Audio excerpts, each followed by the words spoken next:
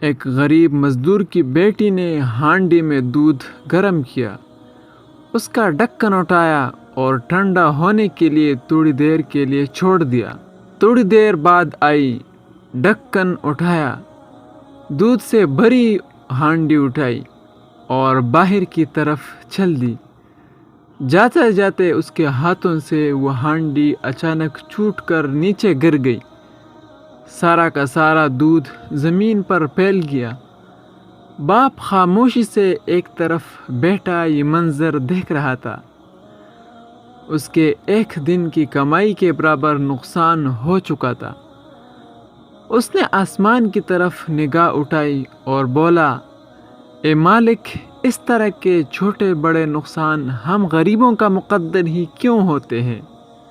کیا ہم غریب ہی تجھے نظر آتے ہیں؟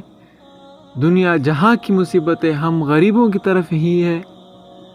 غرض وہ کافی دیر تک اللہ کے سامنے شکوہ کرتا رہا اور پھر خاموش ہو گیا۔ تھوڑی دیر بعد اچانک اس نے عجیب منظر دیکھا۔ ایک بلی کہیں سے نمودار ہوئی اور اس نے زمین پر پھیلا دودھ چاٹنا شروع کر دیا۔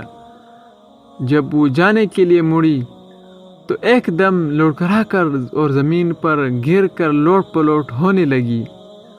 وہ بھاگ کر پہنچا، لیکن اس کے پہنچنے سے پہلے ہی بلی کی موت ہو گئی۔ اسے صدمہ ہوا، یقیناً انجانے میں دودھ میں کوئی مہلک چیز شامل ہو گئی تھی۔ اس نے ہانڈی کو اندر سے دیکھا تو اس کے اندر ایک چھپکلی مری پڑی تھی۔ اسے خیال آیا، اگر یہ دودھ زمین پر نہ گرتا تو کیا ہوتا؟ فوراً رب کی بڑائی کا اسے احساس ہوا۔ ندامت کے آنسو گرنے لگے۔ وہ بیٹھے بیٹھے زمین پر سجدہ ریز ہو گیا۔ یا اللہ معاف کر دینے کا ورد کرنے لگا اور کہہ رہا تھا، یا رب، تیرے ہر کام میں کوئی نہ کوئی مصلحت پوشیدہ ہوتی ہے۔ ہم کتنے ناداں ہیں کہ چھوٹے سے چھوٹے نقصان پر تقدیر کا گلہ کرتے ہیں۔